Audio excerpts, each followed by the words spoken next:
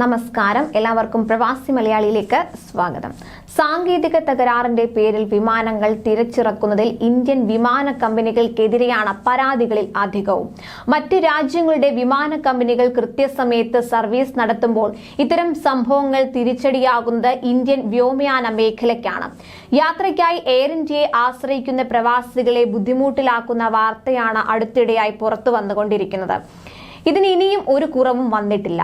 സാങ്കേതിക തകരാറ് മൂലം പറന്നുയർന്ന വിമാനങ്ങൾ തിരിച്ചിറക്കേണ്ടി വരുന്നതും അടുത്തിടെ പതിവ് സംഭവമാവുകയാണ്. ഇത്തരം സംഭവങ്ങൾ ആവർത്തിക്കുമ്പോഴും ഇതിന് കൃത്യമായ വിശദീകരണം നൽകാൻ എയർ ഇന്ത്യക്ക് സാധിക്കുന്നുമില്ല. കാലപ്പഴക്കം ചെന്ന വിമാനങ്ങളാണ് എയർ ഇന്ത്യ യാത്രയ്ക്കായി ഉപയോഗിക്കുന്നതെന്നും ഇതിനോടകം തന്നെ പരക്കെ ആക്ഷേപം ഉയർന്നു കഴിഞ്ഞു. എന്നാൽ ഇത് കേട്ട് മടുത്തിട്ടാണോ എന്നറിയില്ല, 500 പുതിയ വിമാനങ്ങൾ വാങ്ങാൻ ഇപ്പോൾ എയർ ഇന്ത്യ ധാരണയിലെത്തിയെന്ന വാർത്തയാണ് പുറത്തു വന്നുകൊണ്ടിരിക്കുന്നത്.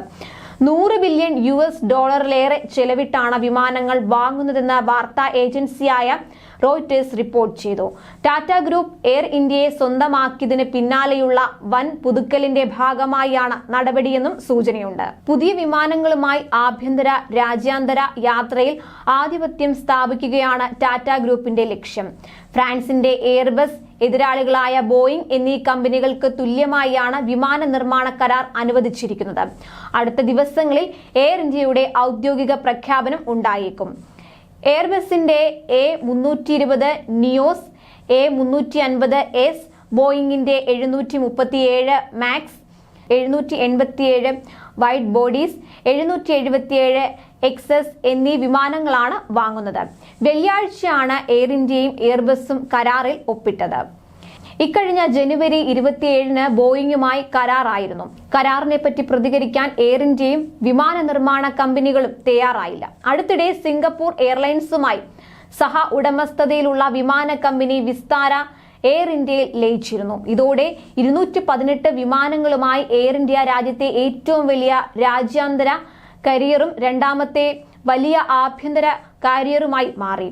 അതേസമയം കഴിഞ്ഞ ദിവസവും UAE-യിൽ നിന്നുള്ള 4 എയർ ഇന്ത്യ വിമാനങ്ങളുടെ ബുക്കിംഗ് കമ്പനി നിർത്തുന്നു എന്ന റിപ്പോർട്ടുകളും പുറത്തു വന്നിരുന്നു. ഈ നടപടി സർവീസ് പൂർണ്ണമായും നിർത്തുന്നതിന്റെ ഭാഗമായാണോ ബുക്കിംഗ് അവസാനിപ്പിക്കുന്നതെന്നും സംശയമുണ്ട്. UAE-യിൽ നിന്ന് കോഴിക്കോട്ടേക്കുള്ള 4 എയർ ഇന്ത്യ വിമാനങ്ങളുടെ ബുക്കിംഗ് സ്വീകരിക്കുന്നതല്ലെന്ന് ചൂണ്ടിക്കാണിച്ച് ട്രാവൽ ഏജന്റുമാർക്ക് സന്ദേശം ലഭിച്ചിരുന്നു. ദുബായിൽ നിന്ന് കോഴിക്കോട്ടേക്ക് ഉച്ചയ്ക്ക് സർവീസ് നടത്തുന്ന AI937, ഷാർജയിൽ നിന്ന് സർവീസ് നടത്തുന്ന AI997 എന്നിവയാണ് ബുക്കിംഗ് അവസാനിപ്പിക്കുന്നത്. ഈ വിമാനങ്ങളുടെ തിരിച്ചുള്ള ദുബായ് ഷാർജ സർവീസുകളും ബുക്കിംഗ് സ്വീകരിക്കില്ല.